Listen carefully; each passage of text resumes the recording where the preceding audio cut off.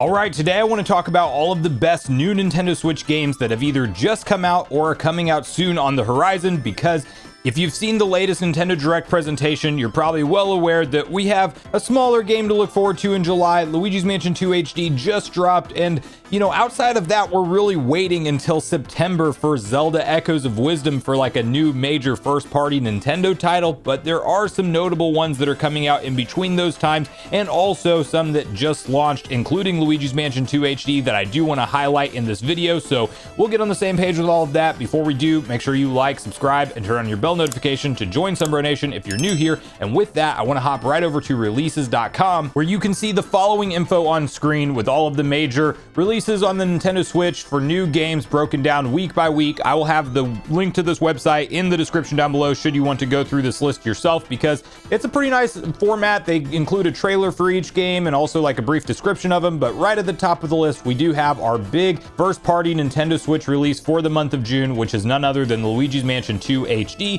And while there's some controversy around the price for this game, because of course if you bought it on the 3DS, it was originally a $39.99 game, it is priced at $59.99 on the Nintendo Switch, and it's largely the same experience, no new content, but they did clean up the visuals nicely, and some more deep dive footage has really showed just how much of the textures they've reworked, some of the lighting. I mean, it does look like an enhancement enough to maybe justify that $60 price point, especially if you haven't played the game before. If you own it on the 3DS and you kind of feel like you get the gist of what it has to offer, I don't blame you for absolutely waiting for a sale or skipping up on this one altogether. But with how big of a smash hit success Luigi's Mansion 3 was on the Switch, now we have the second installment, and hopefully one day Nintendo will indeed port the first GameCube original over to the Switch, or more likely at this point the Switch 2 in the future. From there we have Super Monkey Ball Banana Rumble. And I am not the biggest Super Monkey Ball player over the years, but I will say that it's just good, honest fun, especially from a multiplayer perspective. I wouldn't really go through so many of the challenges and levels myself playing single player, but when you get some friends involved, you have 4-player co-op supported in this particular game. You also have up to 16 players around the world online that you can hop into matches with and things and try to go through the levels, get the most bananas, and get to the bottom. It's Monkey Ball, not reinventing the wheel here at all. But both of the games that we mentioned so far on this list are currently out as of 3 days ago at the time of filming this video. Then from there we have Beyond Good and Evil 20th Anniversary Edition, and I am somebody who actually missed out on this game when it was first released, and it has piqued my interest.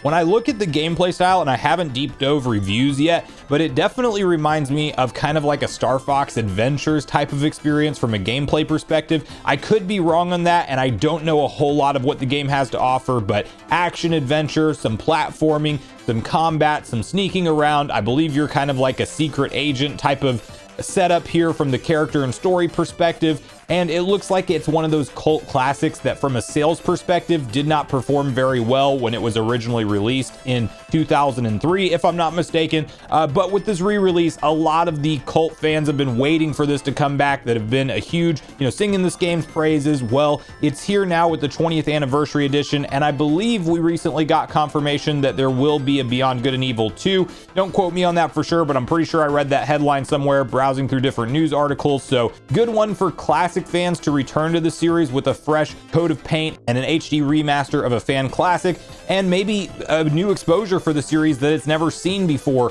potentially awaiting you with Beyond Good and Evil 20th Anniversary Edition. Gothic Classic Corina Saga might be a game that some classic RPG fans will want to pick out.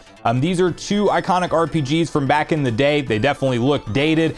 This is largely a port with a higher resolution from what I can see. These may have been PC games, not exactly sure what original platform they were released on, but nonetheless the gameplay looked interesting enough. If you're more of a fan of like that throwback RPG style game, especially from the PC era, that's definitely the vibes I'm getting from just looking through some of the gameplay of this. But nonetheless, notable enough, it does support motion controls on your Nintendo Switch if you want to enable that. So I'm pretty sure that that's something that you couldn't do in the original games, was motion. So if you want to check that out with the Joy-Con, you can. Maybe an interesting story to be had, but you do have all the basic core RPG elements, various different weapons and play styles. You can play with a variety of different swords, maces, all types of different weapons, as well as you could be a mage and go that route, or archery. You kind of get to choose how to craft and progress your character, and you know what, this one doesn't look bad, especially as I mentioned for classic throwback RPG fans. Now from there we will scroll down our list a little bit. We do have Cyber Citizen Shockman 0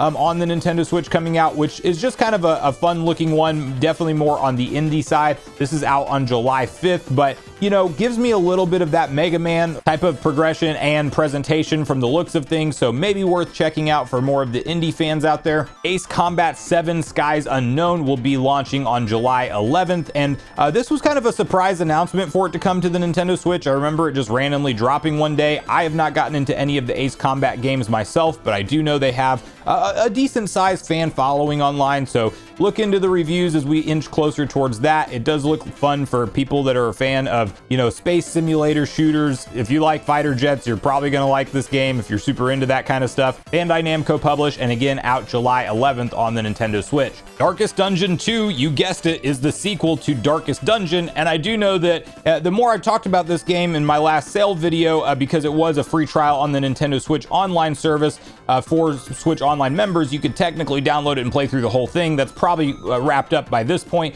but it seems to have a large enough fan following around it, so a second installment in this franchise seems like a win for people who like it. It's a unique fighting style game where you have different attacks on screen that you can do and you're kind of shifting through them. It's a turn-based RPG with a gothic setting and story, so if you're into that style game, looking through the kind of review footage and stuff online doesn't exactly pop out to me as one I'll pick up, but I do really like the visual style. That's definitely what pops out to me the most, and it does seem like it has a really cool story to offer, as well as plenty customizations for your entire team that you will ultimately build up and progress through the game with, and some rather unique and cool looking bosses that you come across along the way as well. Even, you know, having everything customizable down to the stats of each character and each fighter that you will no doubt be able to fully deck out how you want and progress the game in the style that you want. So a cool one for turn-based RPG fans, definitely ones that fans of the original will be looking forward to, and again, that is out July 15th. From there we have the big one first-party Nintendo published game in the month of July, which is none other than Nintendo World Championship NES Edition, and I personally have the collector's edition for this pre-ordered. It just looked too cool, too much memorabilia and throwback from the NES era on a physical cartridge copy to be able to not pick up, and it has like that replica golden cartridge that I very much look forward to adding into my NES section of my collection. So yeah, this is one that I'm kind of excited for gameplay wise. The online aspect is really cool if you want a reason to go back through some of your favorite NES games but have like really short sections and bursts of those NES games. Like if you were somebody who grew up in the NES era and you kind of mastered all those games back in the day, I could see this being a slam dunk, like super hype game for a lot of people out there. I'm not quite that excited about it, but I am going to check it out and kind of get into some of the party mode online and stuff when you're playing like 5 different people at the same time trying to win out. It seems like it's fun. It seems like it's going to have a lot of obviously leaderboard driven stuff, as it is Nintendo World Championship themed. So this was a cool idea for Nintendo, a more simple project that we're seeing towards, of course, the end of the Nintendo Switch's life cycle, but nonetheless, that will be out July 18th and you can pick it up physically or digitally. Teenage Mutant Ninja Turtles Splintered Fate is out July 17th, and this is a classic Turtles game. This is exactly what you'd expect from a Turtle style game. Really nice visuals though, more than like Shredder's Revenge and stuff. It's going for that same kind of top-down angle perspective, isometric, I guess you call it, but they're essentially, instead of leaning into the SNES visual style and things like that, it's a smoothed out modern graphical style. Looks really cool. All of the classic Turtles combat mechanics seem to be intact from the trailers that I've watched about it so far. And obviously, you know, a Turtles game I think holds the most value when you boot it up with some friends locally if possible or online,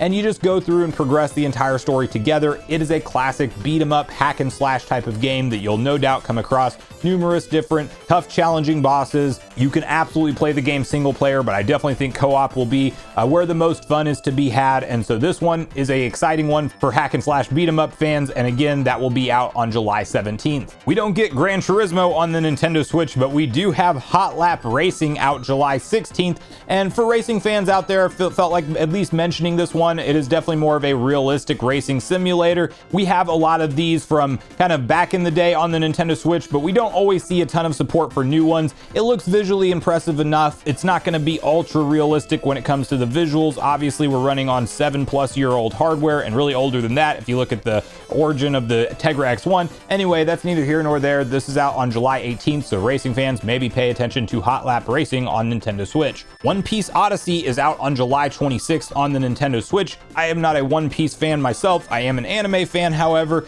but a lot of times the anime games on Nintendo Switch, or any platform for that matter, are very hit and miss, so look into the reviews on this one. But I will say, from a visual presentation style and just what they've shown off gameplay wise so far, doesn't look bad by any stretch of the imagination, so I'm sure fans of the anime will pick it up. That said, even if you're not familiar with the anime, it might be worth looking into. We don't have a whole lot to play in the month of July. This comes out towards the end of the month, so looks like it holds together from a gameplay perspective. Plenty of cool, enemy interactions, boss interactions, and no doubt going to be very story focused and story heavy, as you'd expect with an anime focused game. But I'm not opposed to getting into One Piece one day, but I do not have the time schedule to dedicate myself to the amount of episodes it has to offer. So maybe do your best sales pitch in the comments down below on why I should start something that's going to no doubt eat up a good chunk of my time in this life we have here. Quick mention of Xenophobia, out July 23rd. I would say any kind of classic Doom fan, Quake fans from back in the day, that you want something that's brand new but has very much that same exact gameplay style, more or less just put into a new world with some unique looking like color and visual style and things, but it's largely that Doom and Quake style gameplay experience. If you were a fan of those on the PC back in the day, very fast action, very fast movements, lots of crazy creatures and bosses on screen that you can go through. So this one looked interesting enough to me. It will be out again on July 23rd on Nintendo Switch. I have not played the original World of Goo, but World of Goo 2 is out on the Nintendo Switch on August 2nd, and it has a fairly large fan following from what I can tell. It kind of gives off some 2D platforming vibes, but really it's more about the, I guess, some of the puzzle elements and progressing through each stage. Really cool environments, really cool lighting and visual effects. It's definitely a beautiful looking game, so maybe one that I will have to kind of give a chance to and see about if it's worth hopping into. I don't know if the original World of Goo is maybe on sale. I could pick that up before getting into this one, but nonetheless, World of Goo 2 is out on August 2nd this year. And closing out our list today is Steam World Heist 2, coming out on August 8th. I also have not played the first installment of this game, but the art style or the visual style of this game absolutely looks incredible, and it's described as a turn-based tactics shooter game with an action twist. So the idea is that you'll want to focus on skill rather than chance and manually aim your robot guns to hit with exact precision. It also has a ton of upgrades, recruits, and unique abilities and weapons and customization. The whole thing looks really solid. It looks like one of those that you could easily get into if given the chance, so maybe consider checking out Steam World Heist on August 8th on Nintendo Switch. And from there, a few other games you can see on screen, but that quickly carries us into that September timeframe where I cannot wait for Legend of Zelda Echoes of Wisdom.